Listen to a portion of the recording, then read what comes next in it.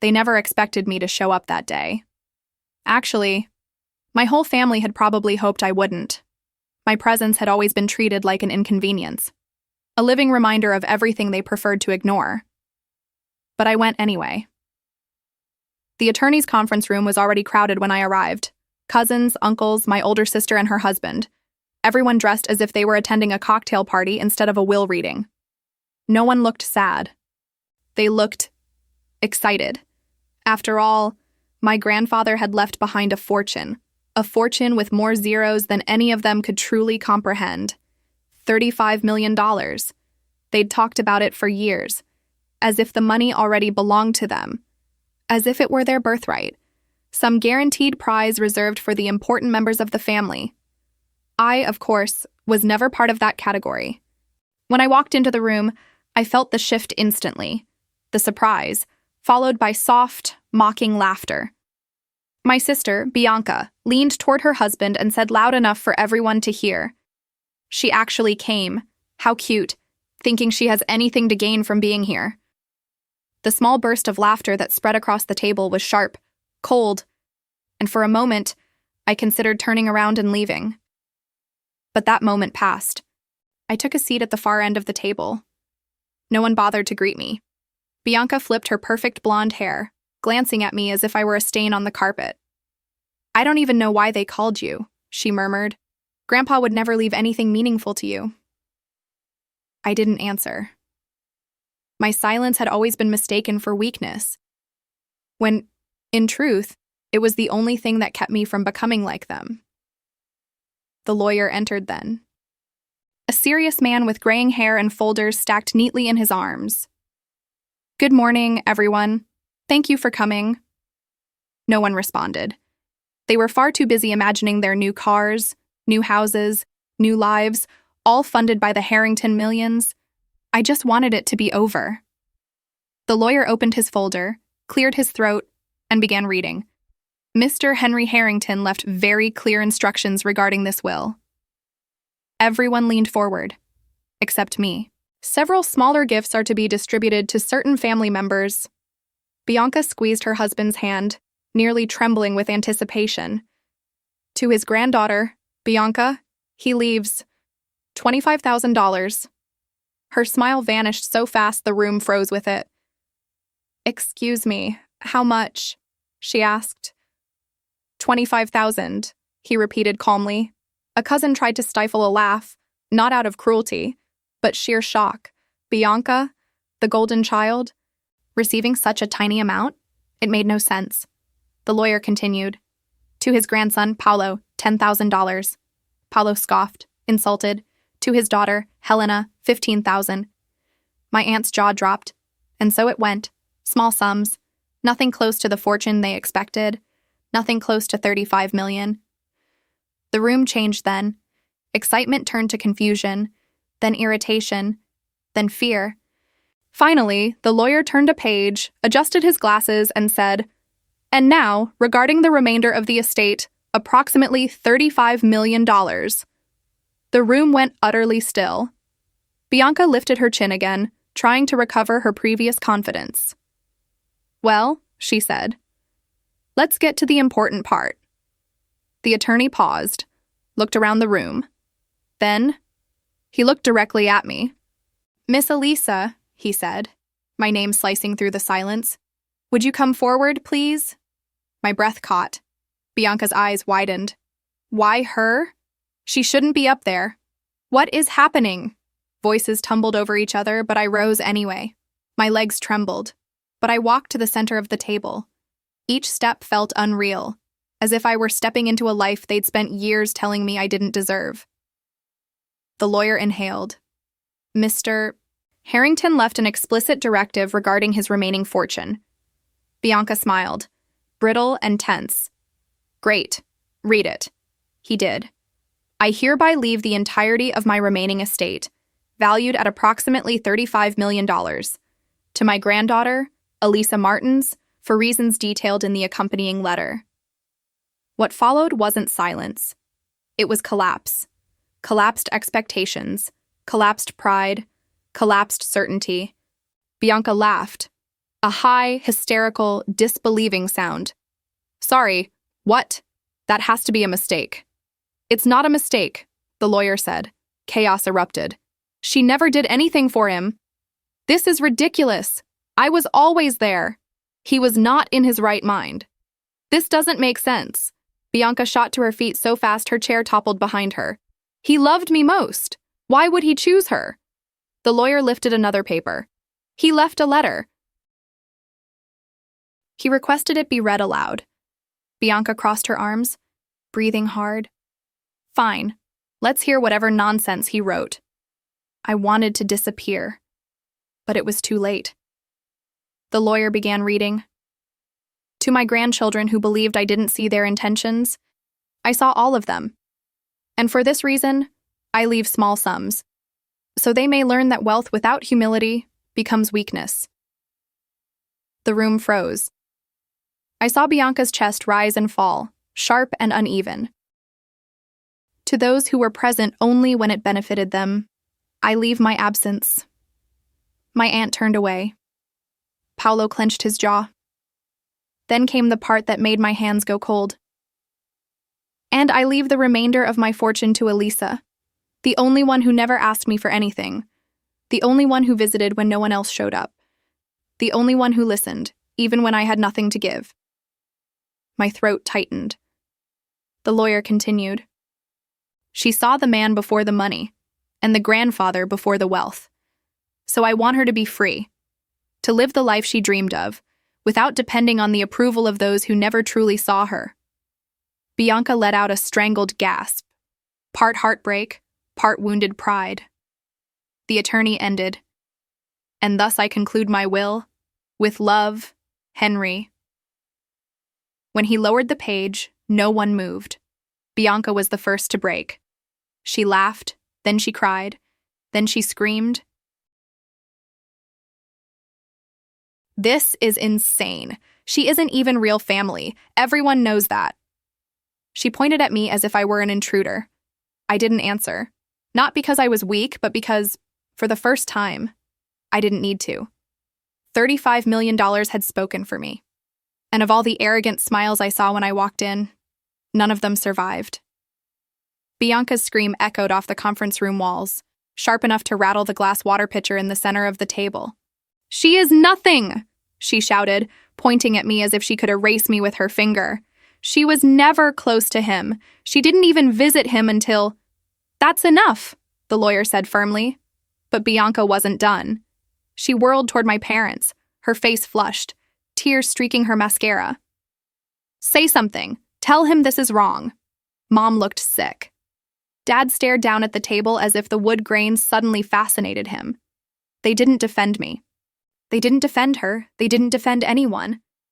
Silence was the only honest thing in the room. Finally, Mom spoke, voice thin and trembling. Elisa, you must understand. Your sister always believed she would... This isn't about what she believed, the lawyer cut in. It's about what Mr. Harrington chose. Bianca slammed her palm on the table. He was manipulated. The attorney blinked slowly. By whom? The granddaughter who never asked him for a cent? Or the ones who texted him invoices disguised as urgent needs? Her face went white, because she knew exactly what he meant. My grandfather had shown me some of those messages. Bianca's requests always started with fake sweetness. Grandpa, darling, I hate to bother you, but if you love me, you'll help. I need this money for something important. Important things like designer handbags, weekend trips, expensive spa appointments. I never confronted her. I just sat with him while he talked. And because of that, I became the villain in her story. The lawyer cleared his throat again. The decision is final. Contesting the will would be expensive and unsuccessful. But Bianca didn't hear him. She had shifted from rage to shock, her voice wobbling. I was his favorite, she whispered weakly. He always told me I was special. The lawyer sighed softly. He wrote another line in the private addendum. Bianca looked up, desperate. What did it say? He scanned the final note. It says, she was special. just not in the way she thought. The gasp that spread across the room felt like a wind passing through the walls. Bianca staggered back. Her husband reached out, but she pushed him away violently. "Don't touch me. This is all her fault." Her fingers stabbed the air toward me again. I didn't move, didn't flinch, because for once, being the quiet one didn't make me feel small. It made me untouchable. She took 2 shaky steps toward me, eyes wild. "You think you're better than me now? Because of his money?" I shook my head slowly. "I don't think I'm better than you. I think I'm free." That broke her. The sob tore out of her chest like something had cracked open. "You stole my life," she shrieked. "No," I said calmly. "Grandpa just stopped rewarding the version of you who never cared about him." She stared at me, trembling so hard her earrings shook. "You ruined everything, Elisa." I didn't raise my voice. "You did that all by yourself." Her face contorted. Rage, heartbreak, disbelief all knotted together. Then she spat, trembling. "Fine, keep the money, but don't expect a family anymore." I let out a breath I didn't know I had been holding. I stopped expecting that a long time ago. She choked on another sob, turned, and stormed out of the room, shoulder hitting the door so hard it rebounded against the wall. Aunt Helena hurried after her. 2 cousins followed, whispering furiously. Her husband stayed rooted to the spot, staring at the table as if all the fallout had finally landed on him too. When the door clicked shut, the silence was thick enough to feel. The lawyer packed the documents neatly. "Elisa," he said gently, "there's another envelope for you. Private. He asked you to read it when you're alone." My fingers trembled as I took it. "Thank you," I whispered. He nodded. People began leaving. Quietly now, not with the arrogance they had arrived with. No one made eye contact. No one tried to speak to me. Even my parents didn't approach. Mom dabbed her eyes but didn't walk toward me. Dad adjusted his jacket and walked out without a word. It didn't hurt the way it once would have. It felt like confirmation. When the room finally emptied, the lawyer gave me a gentle smile. "For what it's worth, he loved you very much." My throat tightened. "I know," I whispered. That was enough for me. He nodded and left me alone in the conference room, with the fortune I'd never asked for and the letter that scared me more than the money ever could. I sat down, opened the envelope, unfolded the page, and saw my grandfather's handwriting, the handwriting I grew up watching as he paid bills at the kitchen table, wrote shopping lists, left notes on the fridge for my grandmother. The familiar loops and slants blurred as my eyes welled. My dear Elisa, if you are reading this, then my time has passed, and yours, finally, is beginning. My breath hitched. I know what your mother and sister made you believe all these years, that you were lesser, that you were unimportant, that your quiet nature made you forgettable. But you were the only one who ever saw me as a man, not a wallet. You listened. And you stayed when I had nothing to offer but stories and tea. This money is not a reward. It is freedom. Use it to build a life no one can take from you. And please, forgive me for not protecting you sooner. Love, Grandpa. The tears finally fell. Not from grief. From recognition. I folded the letter back carefully, pressing it against my chest as if the paper itself carried warmth. Then I stood and walked outside into the cold daylight, a woman with nothing left to lose and more than enough to finally begin. Outside the attorney's office, the air felt colder than before, cold in a clean way, like something had been scrubbed from the world and the emptiness left behind was suddenly breathable. I stood on the sidewalk for a long moment, envelope pressed to my chest, letting the city move around me. Cars hummed. A dog barked somewhere down the block. Someone laughed across the street. Life didn't pause for anyone's revolution. Inside me, though, everything had shifted. When I finally lowered the letter, my hands were steady again. Steadier, somehow, than they had been in years. I walked to my car without looking back. As I reached for the door, I heard a voice behind me. Elisa. Mom, of course. Her heels clicked too loudly as she approached, a tremor in every step.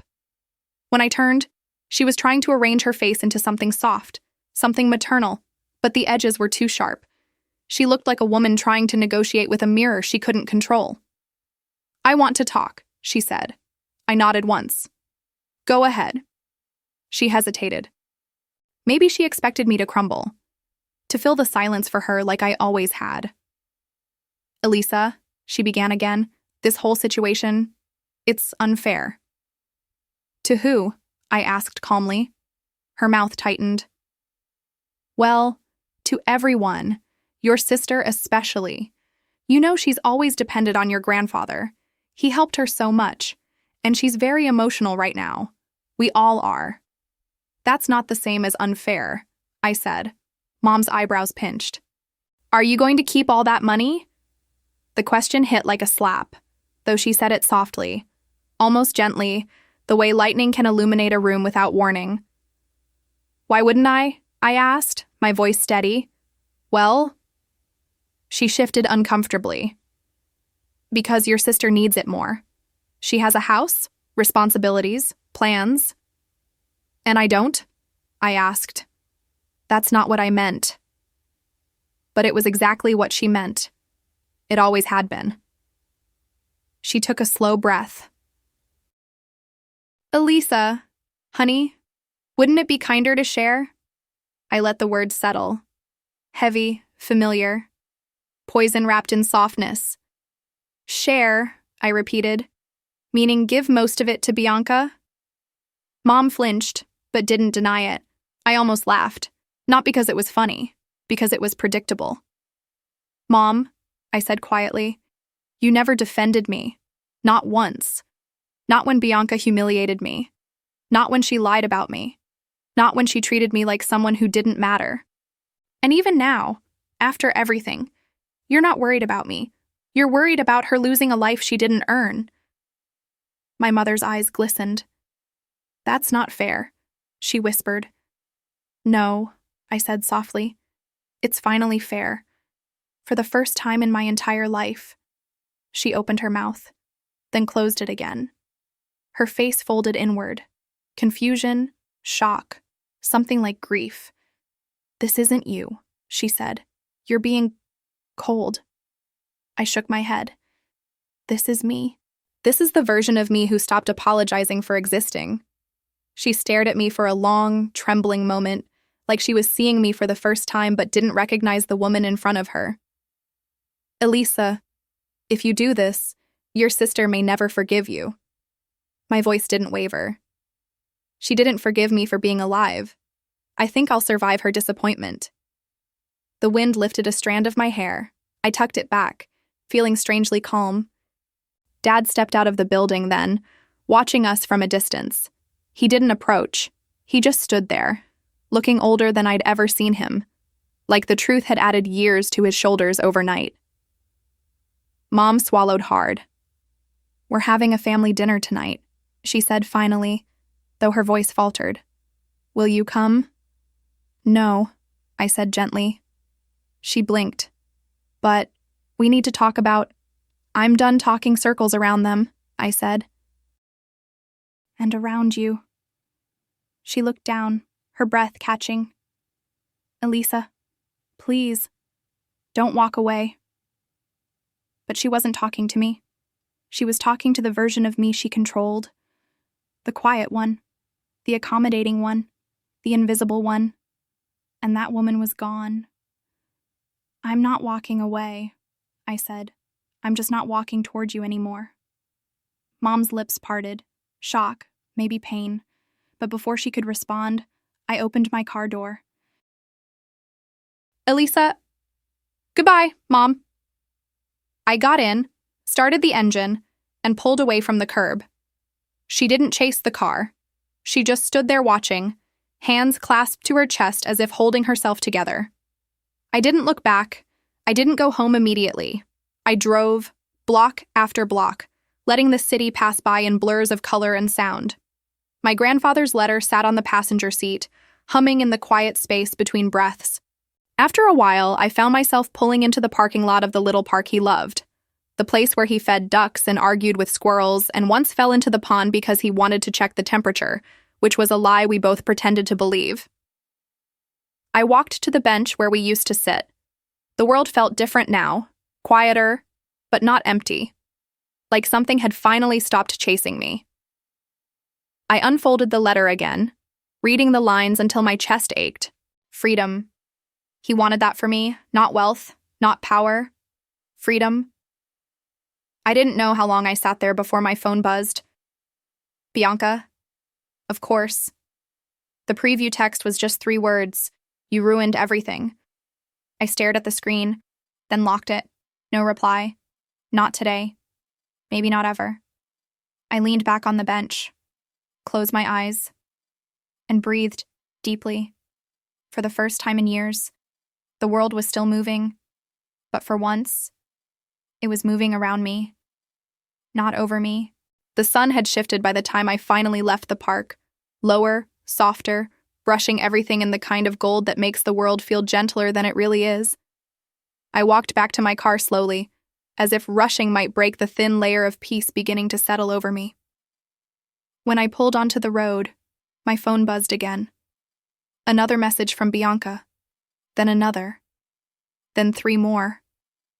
I didn't look at any of them, but when I pulled into my driveway and stepped out of the car, I saw a figure sitting on my porch steps.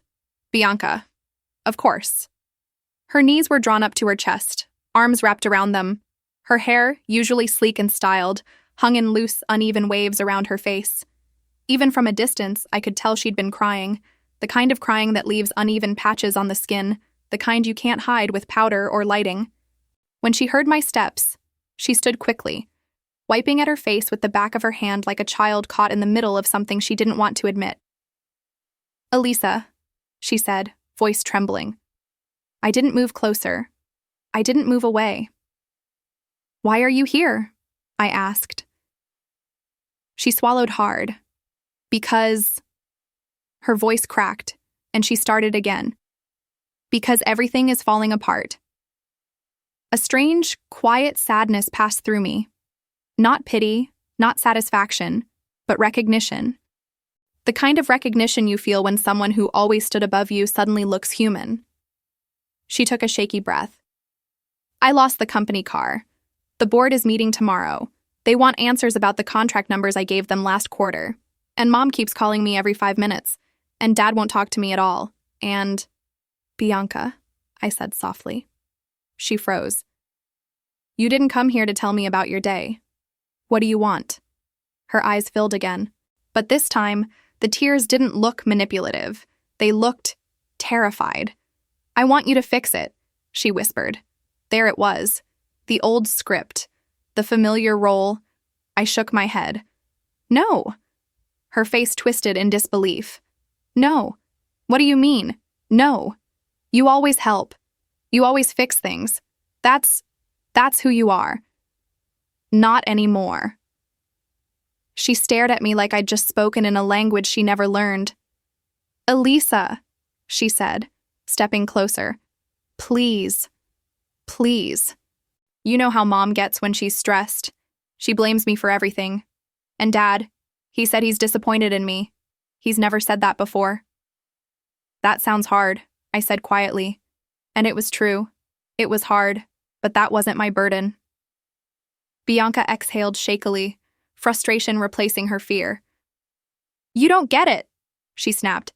Without Grandpa's inheritance, without the money, I'm screwed. My mortgage, the wedding, the business investment.